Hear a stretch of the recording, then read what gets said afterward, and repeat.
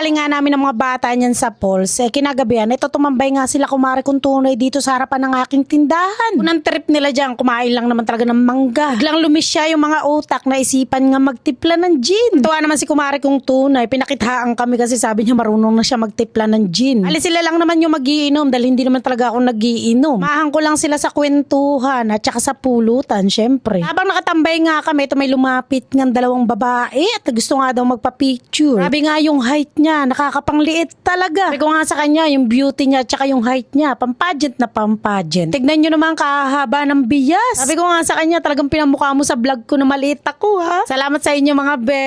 Habang ako'y nalilibang nga dahil kausap ko nga sila, itong bata nakatakas na pala. Punta pala dito sa kabilang tindahan, kalamam. Mampuraot ng candy. Ganyan kasi yan pag di ko binibigyan ng candy. Dito nga tumatakbo sa kabilang tindahan. Hindi naman din siya matatanggihan ni ma'am. Lab na lab ni ma'am yan eh. Gising at pagmulat nga, ito ginising ko na nga itong mga lalaki kong aso. Nga si Garapata, nagtatatahol pag gising pa lang. Inigising daw kasi agad namin sila nang hindi pa naman pala daw nakagayak. Galing kasi sila ng dagat, dun sila natulog. Nagtayo lang sila ng tent. Nga bumisita yung pinsan ko na galing pang Maribelis, sinamahan nila. Kaya nga nakagayak na nga ang lahat. Nagintayan pa kasi nga mga nagkanya-kanya kami ng baon na pagkain. Kanya-kanyang luto ng ulam, ganun. Bago nga kami pumunta sa aming paroroonan, syempre magkakarga ng gas. Paano ka andar? Habang nagpapakarga nga sila ng gas, ito pumunta nga lang ako sa bakery at namili nga lang ako ng tinapay. Papunta nga kami sa pupuntahan namin, mga nagkaligaw-ligaw nga yung iba. At kami ni Garapata, nahirapan din maghanap sa kanila. Kasi nauna na sila dito. Tapos kami ni Garapata, naghanap pa nga kami ng bibilan na tubig. Iba nga kahapon, naligo kami ng falls. So sabi nila, may liliguan daw kami na swimming pool sa taas ng falls. Expect namin, iba yung daan kasi nga daw taas. Pagsak namin, taas pala mismo ng falls na niliguan namin kahapon. Kaya na nga sana akong umuwi kasi nga ito nga yung hirap dito. Kaya nga ayoko isama to sa mga gantong gala. Kaya nga kahapon hindi ko to sinama kasi nga ito ayaw niya maglalakad sa mga ganyan-ganyan. Gusto niya nagpapabuhat. Okay lang sana kung magaang siya. Diyos ko, napakabigat. Bigat na nga yung katawan ko, papakarga pa siya. Di mas lalo ako nahirapan. Kaya hindi na rin ako matras kasi naya naman din ako sa mga kasama namin. Nagplanuhan naman kasi talaga magbabangka tapos pupunta ang liliguan. Kaso nga umayaw nga yung mga bata kasi nga ang aga-aga daw nag-aaya. Nga daw nila kayang gumising ng ganong kaaga. Tapos magluluto-luto pa nga. Yun nga yung problema. Pag nasa dagat pa naman natutulog yung mga yan, ay mga madaling araw na magsitulog. Ay inisip ko rin talaga na hindi kayang gumayak ng maaga, tumalis ng maaga kasi nga may tinatapos din naman akong trabaho. Kailangan bago kami makaalis talagang tapos na yung trabaho ko. Kaya minsan na on the spot talaga yung walang plano, nabibiglaan kami ng ligo. Lalo na pag napaaga talaga yung tapos ng trabaho ko. Munod nga rin pala niyan sa amin yung anak na panganay